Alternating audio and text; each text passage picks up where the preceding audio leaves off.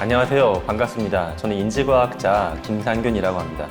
현재 경희대학교에서 경영대학원 학생들을 가르치고 있습니다. 요즘에 가장 많이 들리는 단어가 무엇일까요? 저만 그런지 모르겠는데 저는 인공지능, 이 단어가 하루에도 한 수십 번 이상 귀에 들어옵니다. 네, 그런 단어들을 듣다 보게 되면 반도체 산업이 어떻다, 어느 기업의 주가가 올라간다, 누가 돈을 많이 벌었다더라, 이런 이야기들이 떠돌고 있는데, 거기서 저는 더 중요한 게, 그럼 우리가 그 인공지능, AI가 무엇인지를 알고 있는지, 그리고 인공지능이 내 삶이나 우리 아이들한테 어떤 영향을 주고 있는지, 요거 좀 애매한 부분들이 많이 있습니다. 그래서 오늘은 제가 어떤 기업에 특화된 이야기나 경제적인 이야기가 아니라 내 삶이 어떻게 AI로 인해 바뀔지에 대한 이야기를 한번 풀어보도록 하겠습니다. 자, 여러분, 제가 그림을 하나 보여드리는데, 이거 그림 보자마자 혹시 뭔지 아시겠습니까? 예, 토큰이죠, 토큰. 근데 제가 좀 가벼운 질문 하나 해볼게요. 혹시 토큰이라는 단어를 들었을 때 암호화폐가 먼저 떠오르시는지, 아니면 지금처럼 버스 토큰이 먼저 떠오르시는지, 이게 세대가 좀 갈라집니다.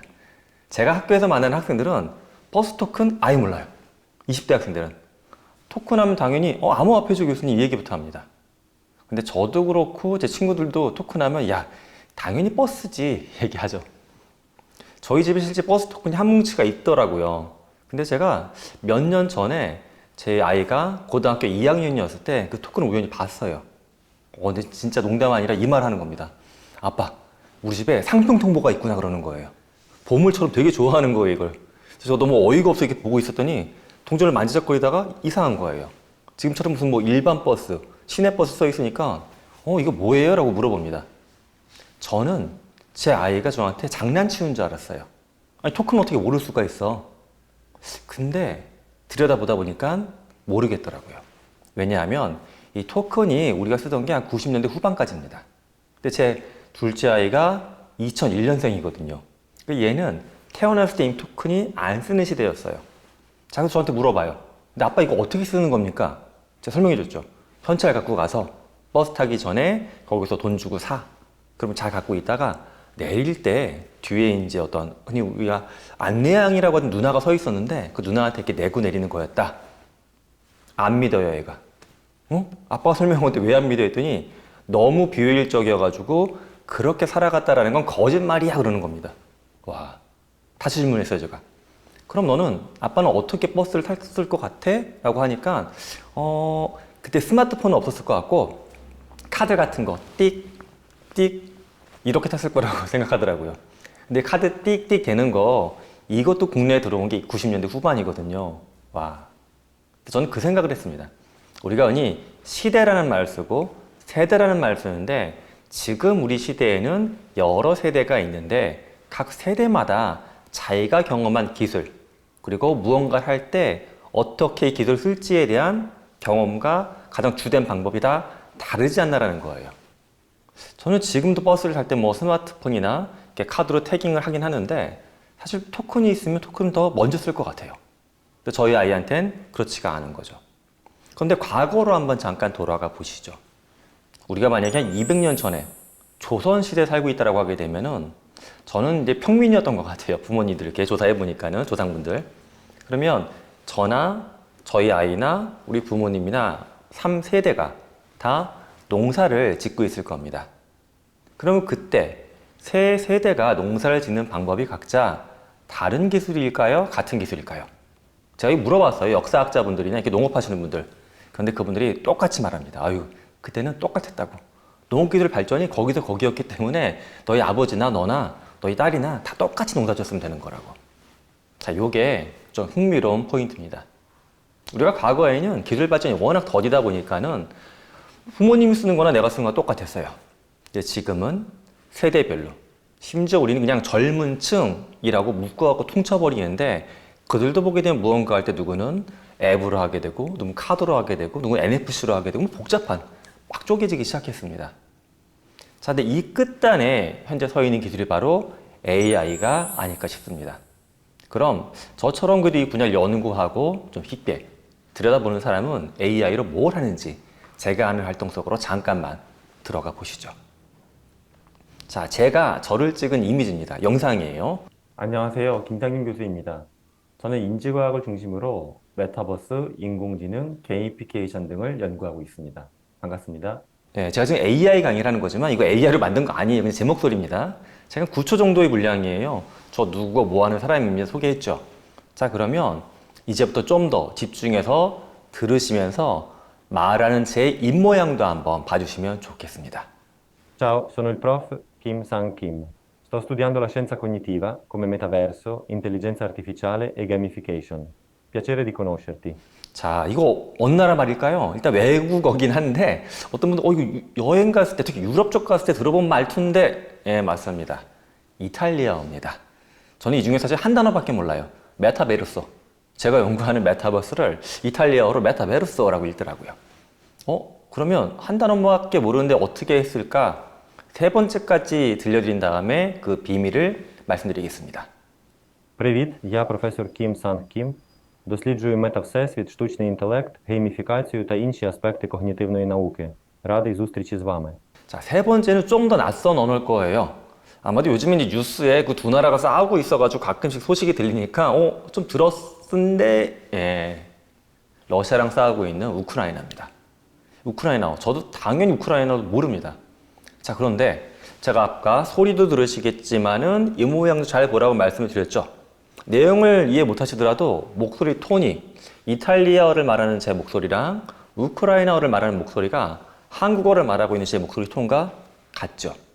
그리고 입모양이 우리가 그 나라 말을 몰라도 입을 잘 보고 있으면 입술 모양이 대충 맞는 느낌이 나요. 예, 여러 가지 인공지능 기능을 한꺼번에 써본 겁니다.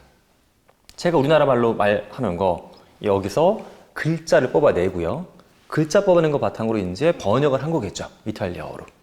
그리고서 제가 이탈리아어 대본을 읽었냐? 아닙니다. 예, 제 목소리를 학습한 인공지능이 이거 이제 전문적인 용어로 보이스 클로닝, 목소리 복사한다라고 하는데 복사한 거예요. 녹음을 했고요. 제일 신기한 건 입모양이에요. 우리가 이제 저 어렸을 때 보면 뭐 왜야, 주말의 명화 이런 거 보게 되면 이제 성우분들이 나와가지고 더빙해 주는 거 있었는데 그때보다 사실 입모양은 딱 맞진 않잖아요. 근데 지금은 입모양도 바꿔버린 겁니다. AI가. 자, 이게 현재 제가 당신이 연구자니까 이런 거 할 수 있구나. 사실 그렇지는 않아요. 이게 그냥 공개된 도구여가지고 무료로 해볼 수도 있고요. 나는 만약에 한 30분 정도 강의하는 거 지금처럼 만들었다 싶게 되면 요거 한 뭐 10만 원, 20만 원 내게 되면 AI가 막 해가지고 몇 시간 만에 이탈리아 영상입니다. 이렇게 다운로드 받게끔 해줍니다. 그러니까 저는 학교에 있으니까 이런 것들을 앞으로 이제 원가가 좀 더 낮아지게 되면 제가 있는 학교만 봐도 제가 만나는 MBA 과정 대학원생 숫자가 1,800명이에요. 와, 근데 그 중에 놀랍게도 800명의 학생이 중국인입니다. 근데 저는 사실 중국어도 못하거든요. 제 강의를 이 비용이 낮아지게 되면 중국어 버전으로 바꿔가지고 학생들한테 좀 보내줄까도 싶어요. 자, 이런 게 지금 인공지능. 굉장히 복잡한 기술 같지만 제가 지금 말씀드린 그런 용도처럼 뭔가 쓸만한 게 있는 것 같습니다. 이건 어떨까요? 좀 더 신기한 겁니다.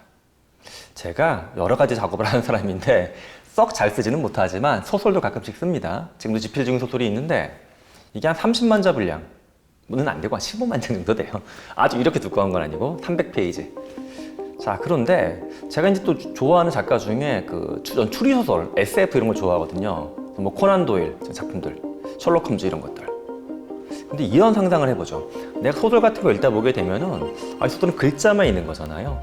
근데 이걸 만약에 어떤 만화처럼 웹툰화되어 있으면 얼마나 또 다른 형태로 즐길 수 있을까? 이런 플랫폼이 나왔습니다. 이름하여 로어 머신인데 얘는 제가 쓴 뭐 15만 자 소설, 10만 자, 30만 자 입력하죠. 인공지능이 쫙 분석을 합니다. 컷을 쪼개요. 지금처럼 막. 컷이 100개가 필요하겠구나. 만약에 주인공이 침대에서 일어난다 가정을 해보시죠. 부시시 일어나는 씬, 일어나서 이렇게 파이프 담배 피는 씬, 기차를 타고 어딘가로 향하는 씬, 그러다가 뭐 살인사건에 연루되는 씬. 씬을 직접 자기네가 잘라내서 하나하나의 그림으로 만들어내는데 놀랍게도 그때그때마다 주인공의 얼굴이 달라지게 되면 이건 꽝이잖아요. 근데 얘는 그걸 일관성 있게 쫙 그려줍니다. 그러니까 어떤 사람은 나는 텍스트로 읽는 게 좋지만 난 좀 만화처럼 보고 싶어. 가능하다는 거예요. 자, 이런 것까지도 인공지능은 해결을 해주고 있습니다. 이건 어떨까요? 제가 기다리는 지금 녹화하는 시점에서 아직까지 공개된 도구는 아닌데 아마도 한 6개월 정도만 차분히 기다리면 공개될 것 같습니다. 자, 우리 이렇게 글을 같이 한번 읽어보시죠, 머릿속으로. 네, 어느 정도 눈에 싹 들어오셨죠? 예, 보면 머릿속에 이미지가 그려지실 거예요. 여러분 혹시 이렇게 제 강의를 들으시면서 나는 이렇게 글자를 눈으로 쫙 읽어봤는데 이 장면이 머릿속에 안 그려진다 하시는 분 한 분 있으시면 예, 병원에 가셔야 됩니다. 농담이 아니에요. 제가 가볍게 말씀드렸지만 사람은 글자를 읽죠. 머릿속에서 뭔가 조합이 돼서 이미지나 영상이 떠오릅니다. 사실 이게 당연한 것 같지만 이거를 본따서 만든 게 AI입니다. 왜냐? 도쿄에 가보신 분도 있겠고 또는 혹시 도쿄에 가봐서도 지금 이 여성분을 직접 보신 분이 있을까요, 혹시? 딱 이 복장, 선글라스 딱 끼고 빨간색 립스틱 바르고 가방 들고 가죽 자켓 입고 뭔가 포스가 막 느껴지잖아요. 저는 살면서 이렇게 똑같이 생긴 분은 못 본 것 같아요. 그런데도 머릿속에 이미지가 그려져요. 인공지능도 마찬가지입니다. 우리가 흔히 인공지능은 뭔가 학습을 시켜서 결과를 생성한다라고 하는데 우리가 학습시킨 거에 이 여성분의 얼굴이 동일하게 들어가 있지는 않을 거예요. 하지만 인공지능은 본인이 학습한 걸 바탕으로 이거저거 조합을 해가지고 이렇게 만들어내면 그럴듯한 생성물이 되겠거니 생각하는 겁니다. 자, 그러면 그렇게 우리가 머릿속에서 생성한 영상과 인공지능이 생성한 영상 과연 얼마나 닮았는지 잠깐 한번 같이 보시죠. 네, 어떠십니까? 좀 그럴듯하게 닮았나요? 일단 저는 가운데 있는 여성분은 제 머릿속에 떠올렸던 이미지랑 거의 90% 이상 동일한 것 같고 이건 실제 거리에서 모델을 세워서 카메라로 찍었다고 말을 해도 깜빡 속을 정도입니다. 근데 아직까지 보게 되면 배경 부분, 도쿄의 간판이나 보행자의 걸음은 뭔가 조금 어색한 것 같아요. 간판에 글자가 깨지거나 보행자의 걸음이 조금씩 어색한 부분이 살짝 있기도 합니다. 자, 근데 기술이 현재 여기까지 진보가 되어 있습니다. 머릿속에서 여러 가지 생각이 드실 거예요. 자, 근데 이 장면을 보면 재밌는 게 여성의 피부 톤을 한번 보시죠. 제가 좀 농담 반 진담반으로 너무 인간스럽게 피부가 적절하게 주근깨가 있고 화장이 떡져 있지 않을까요, 이게? 이게 만약에 이런 피부가 아니라 뽀로로 애니메이션 만화 캐릭터처럼 피부가 뽀얗다. 그럼 우린 이걸 보고서 뭔가 좀 부자연스럽다라고 느꼈을 겁니다. 그런데 분명 앞에 글에 제가 그렇게 말씀드렸나요? 피부톤은 하얘야 되는데 화장이 약간 떡진 부분이 있고 주근깨가 좀 있게끔 만들어주세요. 아니었어요. 근데 인공지능은 왜 이렇게 만들어냈냐? 추측을 하는 거죠. 이 상황을 보아하니 이거 얘가 만화 만든다고 하는 게 아니네. 굉장히 현실감이 넘치는 영상. 도쿄에서 밤거리를 이렇게 걷는 여성이며 선글라스 끼고 뭔가 포스가 장렬하겠다.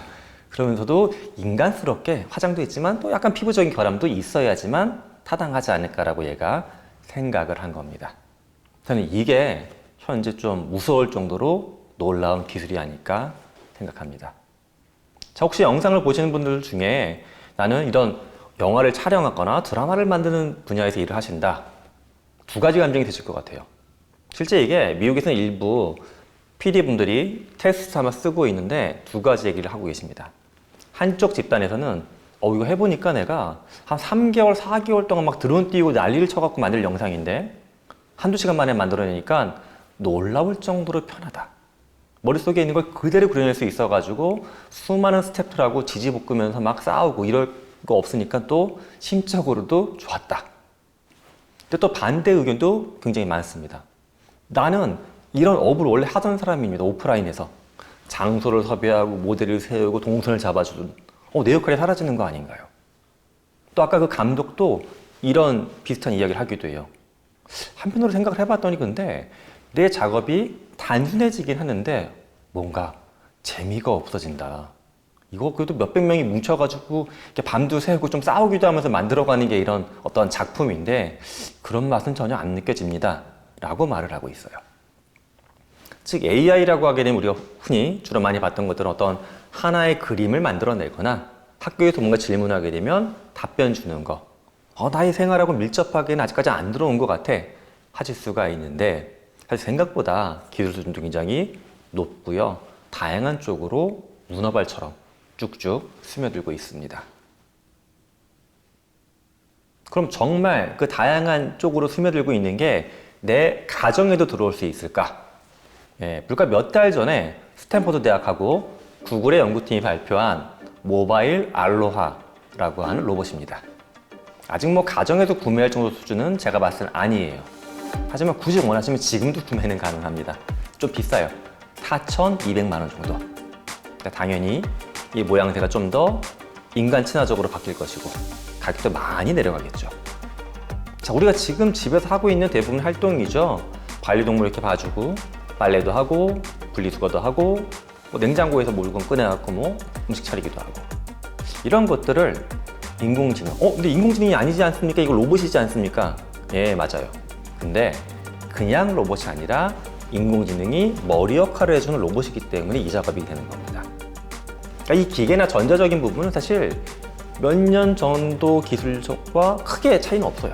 근데 지금 이 로봇이 갑자기 막 되게 좋아 보이고 신기한 것은 AI가 머리 역할을 해주기 때문에 그런 겁니다. 자, 제가 이런 거 이렇게 곁에 두고 가끔씩 보다 보게 되면 기업 가가지고 뭐 테스트하거나 할 때 보면 그런 생각이 들어요. 이거 사람 같은데. 심지어 이런 거 이게 되게 어려운 작업이잖아요. 대깃잎 같은 거 가는 거 이런 것도 멋지게 해냅니다. 이거를 제가 이제 학교에서 학생들한테 보여주면 사실 젊은 친구들이 굉장히 좋아해요. 교수님 이게 너무 좋아요. 언제 출시돼요? 삼성에서 이거 언제 500만 원짜리 만들어요? 막 물어봐요. 만들 것 같아요. 좀 그 질문을 이렇게 듣고 있다 보면 좀 마음이 뭔가 좀 찌릿합니다. 무서워져요. 왜냐? 그 친구들이 그 질문하는 이유는 이런 로봇이 빨리 들어오게 되면 이거 구매해가지고 둘이 살겠다는 거예요. 둘이 살겠다. 이 표현 좀 무섭지 않습니까? 둘이 살겠다는 거는 나하고 상대방, 나하고 반려동물까지는 되는데 나하고 로봇이 둘이 살겠다. 이유는 있어요. 교수님 저는 뭐 집 사는 것도 포기했고요. 이제 뭐 결혼하는 것도 나라에서 하라 하는데 사실 포기 상태고 혼자 살기 힘들잖아요. 이런 로봇하고 그냥 같이 한번 살아보는 거. 예, 굉장히 진지한 눈빛으로 그런 말을 합니다. 근데 아직은 이 모습 때문에 여러분들이 그래도 뭐 그렇게 되겠어 하실 수가 있어요. 그러면 이건 어떻습니까? 미국에서 2년 전에 2022년도에 만들어진 피규어 AI라고 하는 로봇 기업입니다. 회사는 로봇 기업인데 이름에 AI를 붙였어요. 왜냐? 핵심이 AI라고 보는 거, AI. 그러니까 휴머노이드라고 부릅니다. 이런 것들을 사람처럼 이렇게 서 있을 수 있고 팔다리가 있고요. 머리통도 있고 심지어 손가락 5개씩 있어요. 근데 여기서 질문. 왜 인간은 로봇을 이렇게 자꾸 만들까요? 팔이 4개일 수도 있고 손가락이 10개일 수도 있고 저 머리통, 이 머리가 굳이 필요할까 싶기도 한데 왜 저렇게 만들까? 예, 가장 좋아서 만들까요? 내가 인간이니까 내 모습에 좀 편한 면이 있겠죠. 근데 조금 더 이제 실무적으로, 실용적으로 봤을 때는 이렇게 만들어야지만 이 인간이 살아가는 모든 환경에 다 들어올 수 있는 겁니다. 우리 집, 내가 일하는 뭐 작업장, 내가 움직이는 자동차, 그대로. 그러다 보니까 실제 사이즈나 여러 가지 물리적인 양상을 맞춰서 만들어요. 키만 봐도 160에서 180cm 정도의 키, 몸무게가 50에서 한 80kg 사이. 이 로봇가 만약에 2m 50cm의 키를 갖고 있고 200kg의 몸무게가 있다. 저희 집 들어오다 아마 문 닫으실 거예요, 그러면. 그러니까 인간처럼 만든다는 건 당장 우리한테 굉장히 친밀하게 보이지만 어찌 보면 우리한테 또 다른 존재화가 되는 겁니다. 이 로봇에 현재는 흔히 챗 GPT 아시죠? 거기에 들어가 있다고 보시면 돼요. 그런데 기술적으로는 이런 게 가능합니다. 예를 들어서 제가 이제 나의 평균 수명으로 봤을 때 30년, 기술 발전을 놓고 보게 됐을 때 한 50년 살 것 같은데 저를 학습시킨다고 봐요. AI로. 개인도 학습이 되거든요. 요거를 잘 만들어가지고 제가 죽을 때쯤 되면 요 로봇에 이렇게 올려오는 겁니다. 머릿속에다가. 김상윤의 AI. 제 식구들은 금속 형태의 저를 만날 수도 있겠죠. 대화도 하고 아빠처럼 잔소리도 하고 일도 해주는. 자, 그러면 이게 혹시 여러분들이 항상 고민하시는 다시 태어나는 거, 환생 이런 것과 뭔가 비슷한 부분이 있다고 말할 수 있을까요? 또는 완전히 결이 다르다고 말할 수 있을까요? 사실 기술은 우리가 어떤 종교적인 관점 또는 철학적으로 고민했던 또는 상상했던 것들을 눈앞에 이렇게 들이대는 좀 무서운 작업들 하는 것 같습니다. 근데 참 안타까운 거는 저를 포함한 많은 어떤 공학자들이나 엔지니어들이 그런 종교적이거나 철학적인 것에 대한 고민을 아주 깊게 하면서 이런 것들을 만드는 건 아닙니다. 따라서 오늘 우리 영상 함께 보시는 여러분들이 그런 생각들을 또 사회 저변에 많이 나눌 수 있도록 좀 힘을 실어주시면 좋을 것 같습니다. 자, 아까 인간적인 로봇을 봤는데 이런 건 어떨까요? 분리수거해주는 로봇입니다. 분리수거 중에서도 거의 끝판왕이라고 할 수 있는 건설 폐기물. 와, 수백 종의 건설 폐기물이 막 한 덩어리에 쏟아져 나오고 날카롭고 무겁고 난리도 아니죠. 대부분 뭐 매립하거나 태우거나 막 그렇습니다. 근데 최근에 이렇게 인간이 접근하기 어려운 부분에도 AI가 들어간 로봇팔이 무려 한 번에 40kg을 집어 올리고요. 분당 뭐 몇백 개씩 분리수거해요. 영상이 지금 저배속으로 틀어드린 겁니다. 실제는 엄청나게 빠른 속도로 막 해서 분리수거를 해버립니다. 이렇게 봤을 땐 저는 뭐 굳이 특정 종교를 거론하지 않더라도 우리는 지구 생태계를 인간이 다 지배하면서 망가뜨린 거에 대한 거는 좀 공통적인 고민인데 어찌 보면 인간이 못했던 것들을 기술의 힘으로 또 약간 보태볼 수 있다라는 좋은 생각도 듭니다. 좀 현실적인 측면에서 이런 것들도 현재 가능해졌어요. 바로 농기계입니다. 농사 짓는 거. 이미 자율주행할 수 있는 트랙터 같은 것들은 나와 있고요. 혼자 돌아다니면서 밭을 가는 거예요. 그래서 저는 이제 농업 문제 측면에서 제가 좀 걱정하는 것들은 지속성이라는 부분에 있습니다. 지속성. 왜냐하면 토지가, 농토가 엄청나게 빠른 속도로 오염이 되고 있습니다. 자, 그래서 화면에 보이는 이 기업, 미국에 있는 디어 앤 코의 농기구인데 얘는 이런 목표를 가졌어요. AI 써가지고 제초제의 사용량을 좀 확 줄일 수 없을까? 막 분무하지 말고 좀 정밀하게 뿌려서 그렇게 만들었습니다. 이 기계의 발판 같은 걸 보게 되면 쉽게 스포이드, 뭐 분무기 아주 작은 게 달려있다고 보시면 돼요. 농약 뿌리는 거. AI로 하나하나 이렇게 풀 올라온 거 있으면 검사를 해가지고 얘는 곡식이니까 안 뿌리고 옆에 있는 잡초에는 농약 뿌리고 이렇게 하나하나 뿌린다고 보시면 되는 겁니다. 2cm 범위 내에서 뿌릴지 안 뿌릴지 결정을 해요. 이렇게 하다 보니까는 작황도 잘 유지가 되면서 이렇게 어떤 농약 사용을 3분의 2 가까이 줄였습니다. 굉장히 멋진 기계죠. 그런데 여기서 한 단계 더 나아간 기업도 있습니다. 저는 이 기업 정말 멋있는 것 같아요. 카본 로보틱스라는 기업인데 이 기업은 이 생각을 했대요. 아니 농약을 3분의 2가 아니라 제로, 아예 안 쓰면 얼마나 좋을까 우리가. 그래서 여기는 어디서 아이디어를 갖고 왔냐 하면 제가 봤을 때는 피부과에서 갖고 온 거예요. 피부과에서 아까 그 도쿄거리 여성분 보게 되면 점이 많이 있잖아요. 피부과 가서 만약에 그걸 좀 제거한다라고 하게 되면 레이저로 이렇게 찌직찌직 할 거예요. 그죠? 딱 그 아이디어입니다. AI가 잡초인지 아닌지 식별을 해요. 그럼 얘는 거기다 농약을 뿌리는 게 아니라 레이저를 통통통 쏴가지고 뿌리 부분을 고사시키는 겁니다. 농약 사용을 제로로 만들어 버린 거예요. 자, 이렇게 우리 일상을 보게 되면 우리가 만드는 뭐 먹거리와 관련된 거, 집에서 생활하는 거, 산업 현장 거의 모든 곳에 AI가 정말 안 스며드는 곳이 없을 정도로 다 퍼져나가고 있습니다. 자, 이러다 보니까는 제가 이제 마주치는 분들 중에 좀 학부모분들이 이런 질문을 가끔 하세요. 교수님, AI가 그 정도로 발달하고 있으면 그림도 막 그려준다고 하니까 우리 아이 미대 보낼까 했는데 그거 이제 포기하는 게 맞지 않겠냐고. 네. 먼저 이 작품을 한번 보시면 어떨까 싶습니다. 2022년경에 미국 뉴욕에 있는 모마 현대미술관이라고 하죠. 거기에 전시된 작품입니다. 언슈퍼바이즈드라는 작품인데 모마는 이제 수장구에 있는 예술품까지 포함하게 되면 대략 한 14만 점 정도의 엄청나게 다양한 예술품을 갖고 있다고 합니다. 그래서 한 예술가가 나서가지고 14만 점의 예술품을 AI한테 싹 다 학습을 시킨 겁니다. 그리고 겉부분에 약간 센서 같은 거 달아서 그 아래 미술관의 데이터도 약간 끌고 와요. 사람들의 동선, 반응, 이걸 조합을 시키는 거예요. 실시간으로 14만 점이 담고 있는 예술적인 감성과 그날의 어떤 무드를 합성한 그림을 지금 보여주고 있는 겁니다. 한 벽면을 꽉 채울 정도로 대규모 예술품이죠. 저는 이렇게 생각을 합니다. 마치 우리가 예전에 포토샵 같은 거 없을 때 그림 그리려고 하게 되면은 다 붓을 사고 뭔가 물감 사고 그랬잖아요.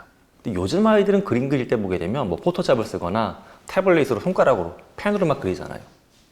새로운 도구의 출현입니다. 다만 이 도구가 너무 강력하기 때문에 우리가 내가 이제 이건 못하는 거 아니냐, 나보다 애가 더 잘하는 거 아니냐라면서 자꾸 뒤로 물러나는 경향이 있는데 저는 그럴 필요는 좀 없다라고 생각합니다. 이 도구를 잘 쓰게 되면 저도 그렇습니다. 저는 원래 음악도 못 만들고 그림도 못 그리는 사람이에요. 근데 최근에는 수업에서 쓰는 로고송도 만들어서 틀고 있고 수업에서 여러 가지 그림 같은 것도 제가 직접 만들어가지고 보여주고 있는데 학생들도 굉장히 재밌어 하기도 하고요. 제 입장에서도 내가 창작한 그림 갖고서 학생들하고 소통한다. 저는 뭐 예술가라고 저를 보진 않아요. 하지만 그 자체만으로도 굉장히 행복해지고 있습니다.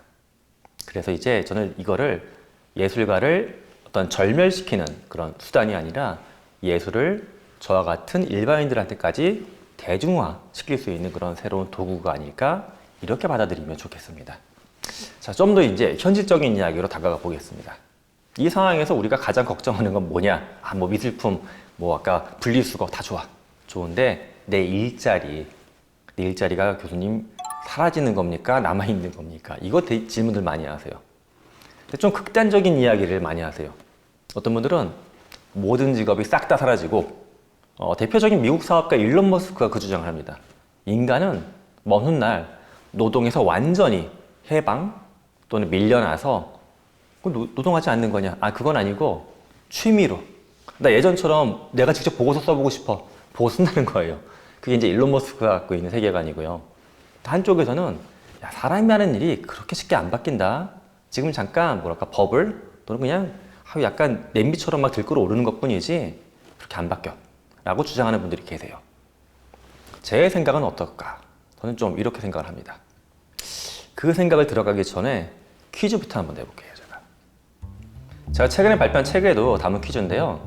4개의 직업을 한번 설명해 드리겠습니다. 자, 잘 들으시고서 역사적으로 없었던 허구의 가짜 직업을 찾으시면 됩니다. 1번은 뭐냐 하면 망토하고 양동이 들고 다니면서 누가 이렇게 광장 같은 데서 어떤 극장에서 불편해 보여. 얼른 다가가서 한 1,000원 정도 받고서 양동이 깔아주고 망토를 안아주는 거예요. 생각하니까 굉장히 불쾌하죠. 이렇게 볼일 보라고. 2번은 귀족이 새 신발을 사요. 뒤꿈치가 막 까질 거 아닙니까? 그 사람을 대신해서 새로 신발 하게 되면 길들여주는 1년 내내 나는 피가 나겠죠. 3번째는 엘리베이터가 처음 나왔어. 사람들이 기회가 너무 낯설어. 엘리베이터 전용 운전사가 있어야 되겠구나. 항공기 파일럿이나 자동차 기사님처럼 하루 종일 엘리베이터만 타고 있는 기사님. 4번째는 자동차가 밤에 갈 때 어두우면 안 되니까 차보다 먼저 앞에서 막 가면서 헤드라이트를 비춰주는 사람. 자, 여러분 머릿속에는 이거는 거짓말이겠다 싶은 거. 제가 짐작컨대 많은 시청자분들께서 아마 4번을 고르셨을 것 같아요. 제가 왜 그렇게 생각하냐 하면 심지어 제가 현대차, 기아차 직원들 말씀을 나눠봐도 4번이 교수님 이거 뻥입니다 라고 이야기해요. 왜 그렇게 확신하세요? 라고 제가 여쭤보면 제가 자동차 분야에서 20년 넘게 일했는데 이건 듣도 보도 못한 직업이라고, 이건 거짓말이라고 말씀들을 하십니다. 정말 그럴까요? 네. 4번부터 말씀드리면 4번. 있었던 직업이에요, 영국에서요.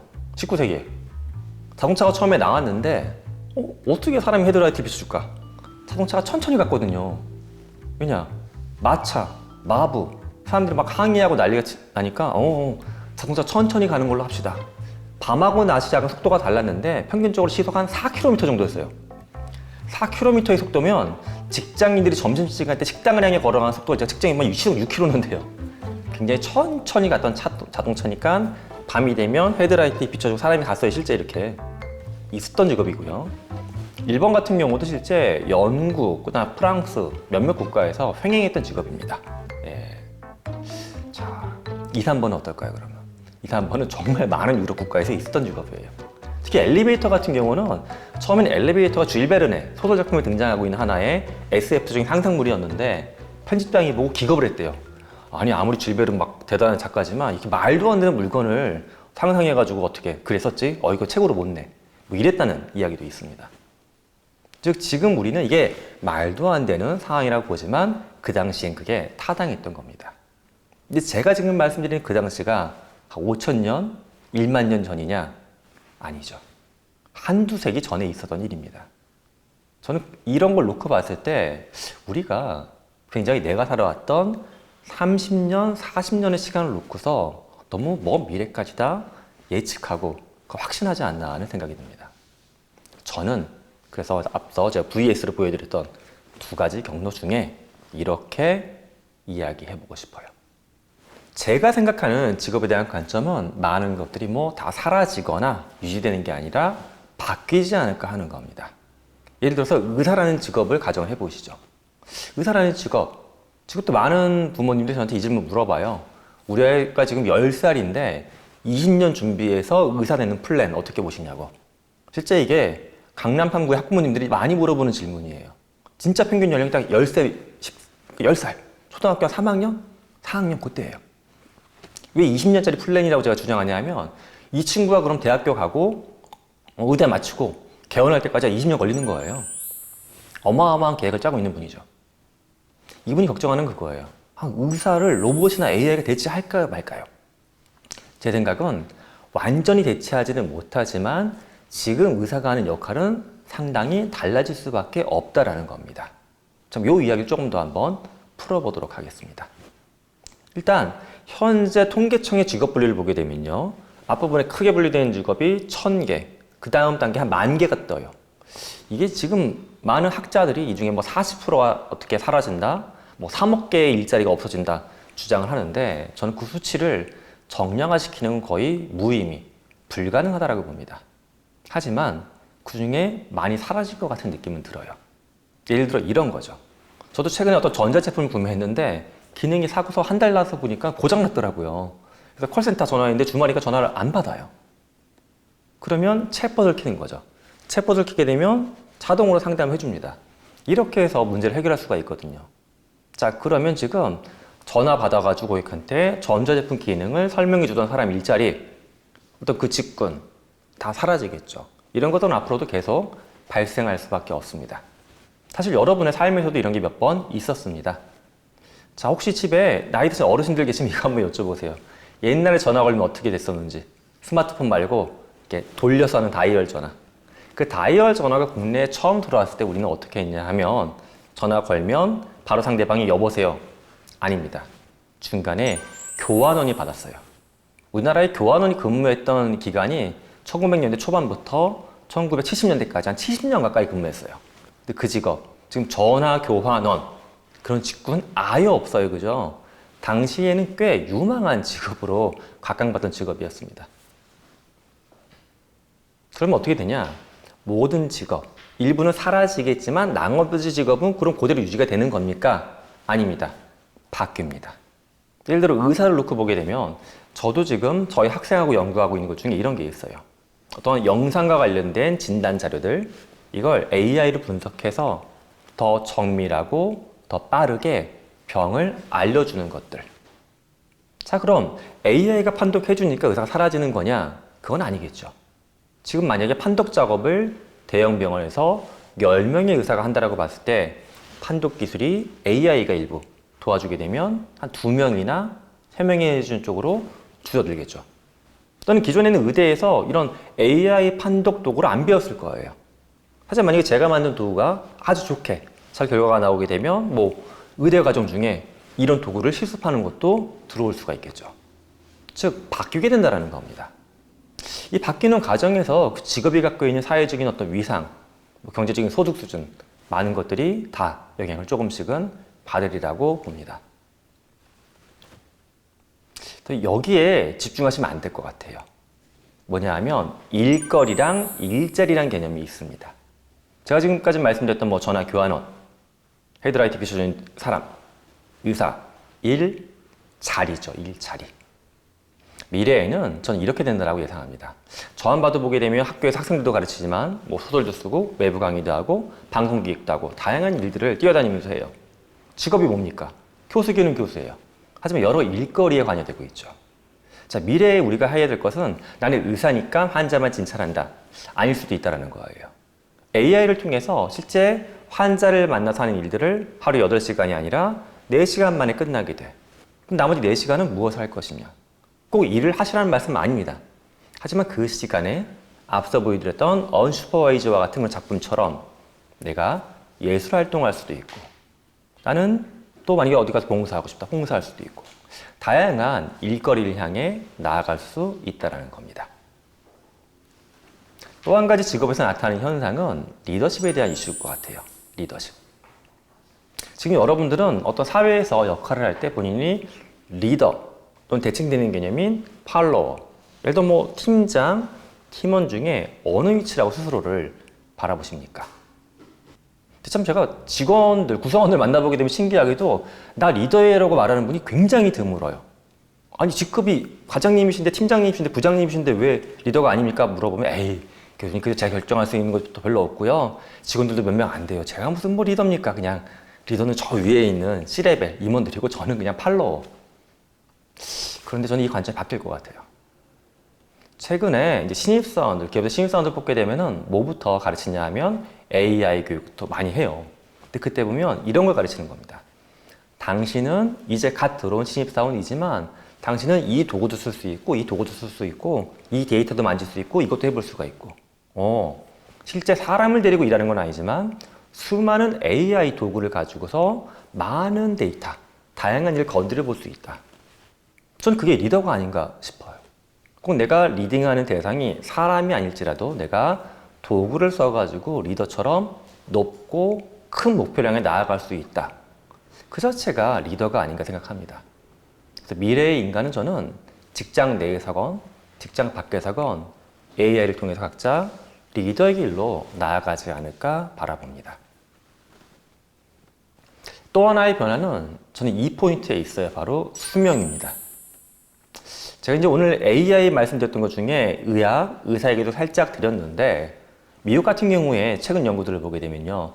제약 분야에서 AI를 동원해가지고 신약을 개발하는 작업들이 급진적으로 진행되고 있습니다. 그래서 미국에 있는 많은 제약 기업들은 향후 한 3년 정도 안에 동물이나 인체 실험을 하지 않은 AI 실험만 거친 약들이 출시가 될 것 같아요. 저도 기다리는 약이 있어요. 제가 이제 뭐 엄청 심각한 질병은 아니고 콜레스테롤 수치가 높아서 한 2년 전부터 매일 하루에 하나씩 약을 먹는데 굉장히 번거롭습니다. 이런 것들을 AI를 바탕으로 주사제, 한 번 주사 딱 맞으면 이 약을 20년 동안 안 먹어도 되는 뭐 이런 것들을 현재 개발하고 있다고 해요. 자, 그러면 우리 수명에 뭔가 큰 변동이 생기겠죠. 자, 근데 어떤 분들은 또 인간 수명이 그렇게 빨리 변하느냐? 그래서 한번 역사를 되짚어 보겠습니다. 조선시대 왕은 과연 몇 세까지 살았을까요? 평균적으로. 예, 문헌을 통해서 확인할 수 있는 그들의 수명은 47세 정도 됩니다. 이게 짧죠? 그러면 좀 근거리에 있었던 한 50년 전 1970년대 한국인은 몇 살까지 살았을까요? 조선시대 왕보다는 꽤 증가했습니다. 61세 정도 됩니다. 현재 기준으로는 한국인 대략 83세 정도를 바라보고 있습니다. 기대수명. 자, 그러면 83세 증가하고 있는 건데 이게 더 늘어날까? 예, 늘어납니다. 유럽 학자들이 발표했던 최근 연구들을 보게 되면 이런 주장들이 나타나기 시작했습니다. 1950년대 이후에 출생한 동양인들, 그 중에서도 좀 삶의 질이 높은 한국인, 일본인들 같은 경우에는 그들의 기대 수명은 80대가 아니다. 당신들은 100세까지 살 거라고 그들은 주장하기 시작했어요. 자, 그러니까 저나 지금 영상 보시는 분들 중에 난 1950년대 출생자다. 그러면 100세까지는 평균적으로 갈 수 있다는 전제하에 삶을 바라봐야 되는 상황입니다. 근데 저는 여기서 이게 좀 걱정되는 게 있어요. 제가 이제 대학교 또 다닐 때 저희 지도 교수님 해주신 말씀이 있어요. 너의 인생은 보통 세 덩어리로 흘러갈 거야, 상균아. 뭡니까? 했더니 20대 후반까지 대학원 와서 열심히 공부하게 되면 한 27, 8년 직장 근무해가지고 50대 후반에 너 은퇴할 거야. 그러면 서울에 아파트 한 두세 채 마련할 것이고 이거 잘 녹여서 쓰면서 80대 초반까지 살다 죽는 게 너의 인생일 거다 라고 얘기해 주셨어요. 좀 그런가 보다 했어요. 이게 지금 맞습니까? 제가 지금 오늘 말씀드린 것처럼 일단 수명이 80대 초반 늘어나고 있어요. 그럼 은퇴는 50대 후반에 하느냐? 아니죠. 은퇴는 50대 초반에 발생을 해요. 연금은 그럼 은퇴하자마자 바로 나오느냐? 아니죠. 연금 개시 시점은 저는 현실적으로는 70대야 받을 것 같아요. 자, 우리가 학교를 다니는 시점, 뭔가 은퇴하고 사회에 기대는 시점, 모든 것들에서 다 이 축이 뒤죽박죽되고 있습니다. 다른 기술이 이런 것들에 영향을 주기도 하지만 저는 가장 큰 영향이 사실은 오늘의 핵심 주제인 AI에 있지 않나 바라봅니다. 지금 제가 언급한 것들 중에 일례로 건강이 좋아지는 거, AI. 이건 의약품 개발하는 것 때문에 설명이 됐는데, 아니, 은퇴가 빨라지는 것도 AI와 관련이 있을까? 있습니다. 지금 국내 기업들을 보게 되면요. 작년부터 30대한테 권고사직, 그러니까 희망퇴직 받기 시작한 기업들이 있고요. 정말 심한 케이스에는 신입사원으로 들어온 지 5년밖에 안 된 직원들한테도 희망퇴직을 접수받기 시작했어요. 그거야 뭐 기업의 경영이 어려워졌으니까 그거 맞긴 맞아요. 근데 거기에 숨겨진 이유가 한 가지가 더 있습니다. 뭐냐 하면 데이터로 직원들을 보는 거예요. 원래는 평가한다고 하게 되면 1년에 한두 번 인사고과 돌리던 거고 사람이 주관적으로 판단하던 건데 이제 매일매일 일하는 것들을 데이터로 긁어 모아가지고 AI가 평가를 대신해 줍니다. 그러다 보니까 이 사람은 5년만 일한 걸 봤을 때도 우리 회사에 도움이 되겠구나, 안 되겠구나, 빨리 막 내버려고 이렇게 등을 떠미는 현상이 나타나고 있는 겁니다.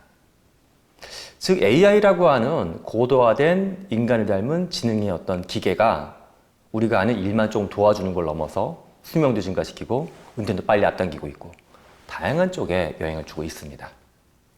너무 무거운 얘기를 드렸으니까는 좀 가볍지만 좀 심각할 수도 있는 좀 말랑말랑한 이야기 한번 해볼게요.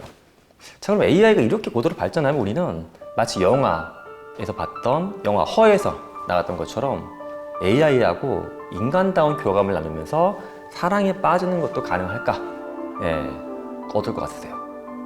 여러분이 바랬던 그 이상적인 어떤 이성의 모습이 AI로 통해서 나타나고 나의 감성에 딱 맞춰주고 싸울 거리가 하나도 없는 그런 이성이 존재한다고 하게 되면 여러분은 과연 이 존재를 사랑하실 수 있을지 한번 생각해 보시면 좋겠습니다. 아직까지 이것에 대한 답은 명확하지는 않은데 제가 그래서 보여드릴 만한 실험이 있어서 한 가지 갖고 와봤습니다. 제가 제 유튜브 채널에 올리려고 만들어봤던 30초 분량이 쇼츠입니다. 짧은 영상. 근데 일단 비밀이 한 가지가 있는데 이거 다 AI로 만든 겁니다. 제가 썼던 이 실험에 대한 원고가 긴 게 있어서 이거 30초를 줄여라. 그 다음에 내 목소리 녹음해줘라. 관리는 그림 만들어라. 영상 편집해줘라. 싹 다 AI로 해서 이거는 한 20분 만에 만들어낸 거예요. 심리학자 켈로그는 침팬지와 인간 아이를 함께 키우는 실험에 착수합니다. 놀랍게도 침팬지는 인간을 모방하고 인간처럼 행동하기 시작했습니다. 이 실험은 아이가 침팬지처럼 행동하기 시작하면서 끝났습니다. 놀랍죠? 근데 내용이 더 놀라워요. 진짜 이게 있었던 실험이에요. 켈로그라는 사람이 사진에 보는 것처럼 자기 아이 도널드 그리고 구아라고 하는 침팬지를 데려다가 태어날 때부터 같이 키운 겁니다. 실험을 봤을 때는 이제 구아가 사람처럼 많이 변해요.